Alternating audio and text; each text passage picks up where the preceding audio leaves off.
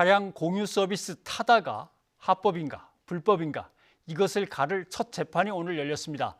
재판의 쟁점은 어떤 것인지 박지훈 변호사와 함께 자세히 들여다보겠습니다. 어서 오십시오. 안녕하세요.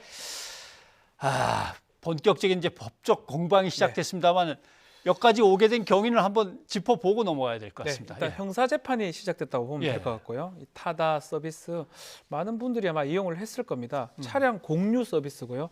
이 어플리케이션 통해서 신청을 하면 승합차가 지금 오는 뭐 그런 건데 2018년 10월 달에 이 소카라는 이 자회사 VCNC에서 타다 서비스를 출시를 했고요.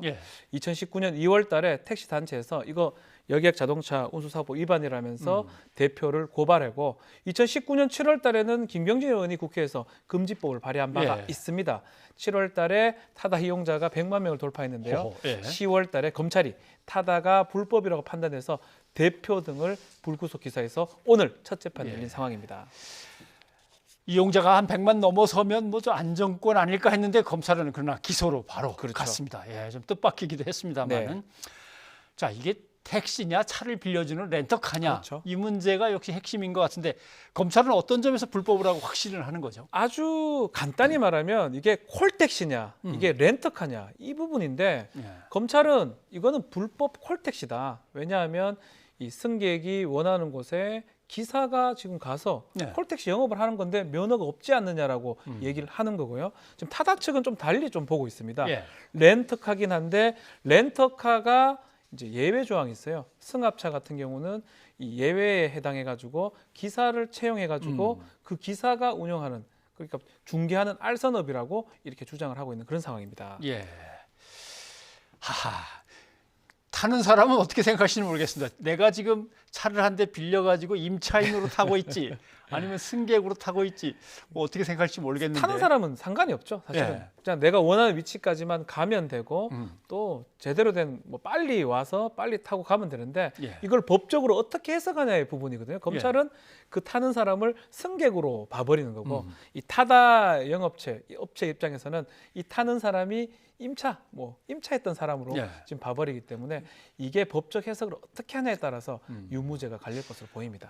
잠깐 자막에도 나왔습니다만 검찰은 이게 결국은 뭐 4천 어쩌고 저쩌고 모빌리티 표방은 했지만 뭐 콜택시 영업인 걸 갖고 뭘 그렇게 그러냐 이런 건데 오늘 그게 아닙니다라고 설명한 이 피고인들의 이야기는 뭡니까? 일단은 많은 얘기들이 나왔어요. 검찰은 지금 일단 여객 자동차 운수사업법으로 기소를 했는데 이 피고인 대표 타다 측 입장에서는 법적으로 특히 문제가 없는데 이 지금 이전에도 렌터카 자동차 임대사업법에서는 합법적으로 운영을 했습니다. 다만 여기서 기사를 딸렸을 뿐이다. 렌터카 플러스 기사다. 다를 게 없다. 그리고 여기에 조금 더 해서 플랫폼 기술을 접목했기 때문에 예전에 렌터카 업체가 하는 그 영업 내용하고 실체가 다르지 않고 약간 신사업일 뿐이다. 여기 왜 이렇게 이거에 대해 적응을 못하고 기소까지 했느냐라는 게 지금 변호인 측 의견입니다. 예전에도 렌터카 업체가 11인승, 15인승 빌려줄 때 원하면 차량 기사도 딸려주는 것은 있었고 지금도 하고 있지 않냐? 지금도 하고 있는데 이제 그거를 예를 들고 있는데 이제 검찰 얘기는 조금 다르죠. 그 기사들이 상시적으로 대기 중이고 어디든지 어떤 곳이든지 다 가기 때문에 이거는 겉으로 봤을 때는 렌트카로 보이지만 실제를 봤을 때는 콜택시랑 똑같다. 지금 그 얘기를 하는 거 지금 나오고 있는데요. 이게 예외 조항이에요. 원래는 자동차, 택시 면허 없이 이렇게 특히 승용차는 아예 안 됩니다. 그렇지만 렌터카는 승합차는 사람이 좀 많은 경우는 임차가 지금 허용되고 있거든요. 저 조항을 보고 타다는 영업을 시작한 거거든요. 그래서 저 조항이 지금 유효하냐 유효하지 않느냐가 아마 핵심으로 보입니다.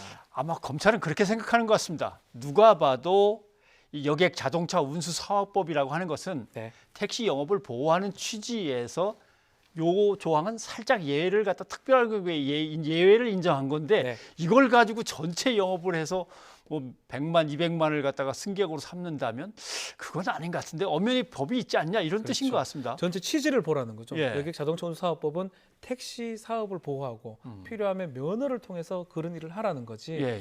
이거를 예외 조항 작은 거를 너무 크게 해석해서 그거를 사업화하고 플랫폼 기술하고 접목해서 신사업이 되는 거는 그 자체가 지금 나오고 있는데요. 콜택시 영업이다. 이거는 처벌해야 된다는 게 검찰의 의견입니다. 차량 운용에 대해서 지배권 얘기가 잠깐 나온 네. 것 같습니다. 임차인이라면 차를 빌렸고 기사도 빌렸으니까 마음대로 이래라 저래라 할 수 있는 거야 되는데 실제로 그러냐? 임차인이 마음대로 할 수 있나? 아니면 승객으로서 마음대로 할 수 있나? 이 문제가 부딪히는 것 같습니다. 검찰의 주장이죠. 예. 검찰이 봤을 때는 정말 제대로 된 렌터카 사업이라면 임차인, 승객으로 표현하기 좀 어려운데요. 지금 탔던 사람이 모든 것을 운용하고 해야 되는, 지배해야 되는데 과연 누가 이 자동차, 이 승합차의 지배를 갖고 있느냐? 참. 애매합니다. 예를 들면 가다가 나 커피 한잔 할 테니까 좀 기다리고 계시오. 원래는 이제 이 법조항대로라면 우리 일로 가지 말고요. 절로 예. 갑시다. 예. 아니면 잠시 쉬었다가 한 시간 정도 쉬었다 갑시다. 이게 가능해야 되는데 과연 타다 영업에 그것이 가능할지 자, 그런 부분도 사실 의문이거든요. 그렇기 때문에 검찰은 실질적인 콜택시 영업이다 이렇게 보는 것 같습니다. 예. 어렵습니다. 저도 잘 모르겠습니다. 이제 첫 재판이니까 첫 공판이니까 계속 이제 가야 됩니다만은. 계속 가야 되는데 이게 결론을 법원에서 내기도 쉽지 않을 것 같아요. 예. 법원에서 오늘 재판부에서 유심히 들었어요. 승객들은 승객들은 어떻게 타며 또 그 기사들은 어디에 대기하고 있고 어떻게 가느냐 이런 것까지 다 이제 질문을 했다고 합니다. 그만큼 재판부도 상당히 관심을 갖고 있는 부분이고 다만 한 가지 우리가 봐야 되는 게 여객 자동차 운수 사업법에 벌칙이 걸리는 겁니다. 벌칙. 이는 형벌법규거든요. 예. 형벌법규는 되게 엄격하게 해석을 해야 돼요.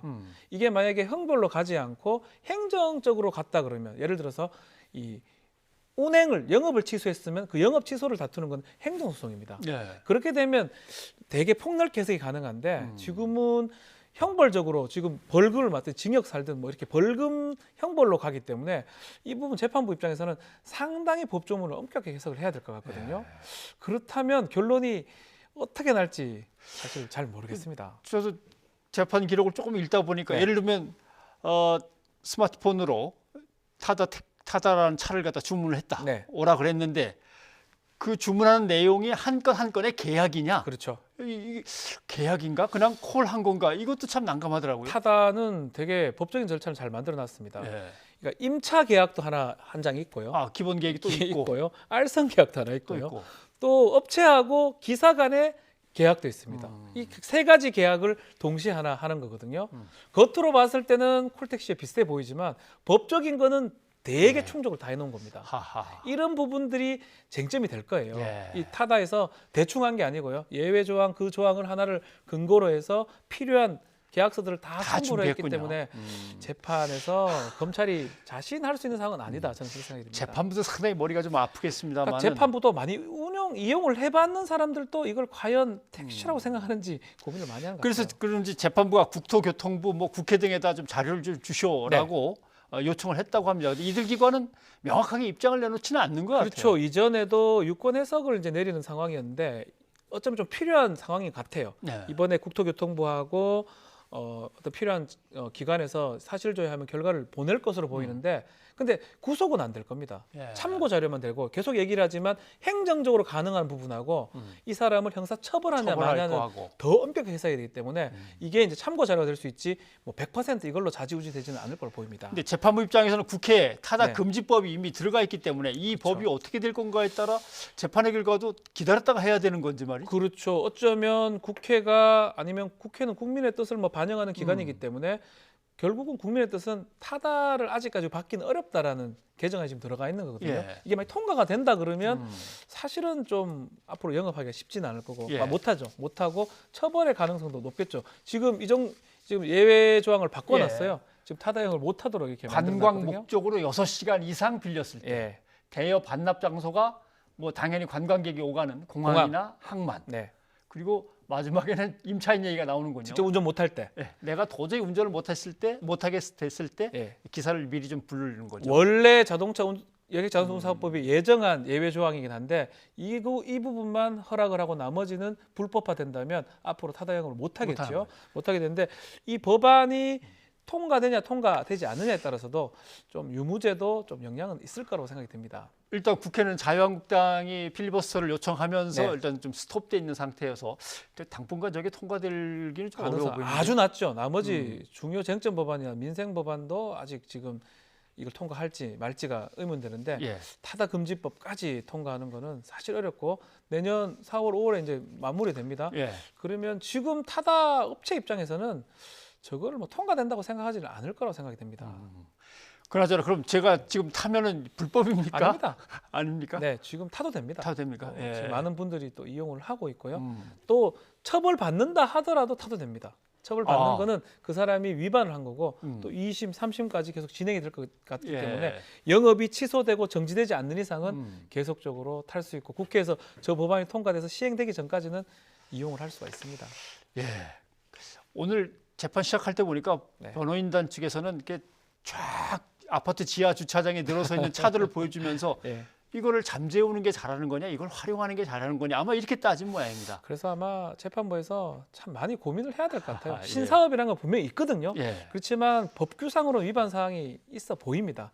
그거를 어떻게 접목시켜서 결론을 낼지 참 저도 예. 관심이 갑니다. 아무튼 택시 업계로서는 참 난감하겠습니다. 네. 예를 들면 카풀 때문에 위기에 한번 놓였다가 이것 때문에 또 위기에 놓이고 계속 새로운 기술이 이제 닥쳐오는데 어떻게 이 결과를 가지고 또 새로운 시대를 열어갈 수 있을지 그것도 봐야겠군요. 예, 변호사님 오늘 고맙습니다. 감사합니다.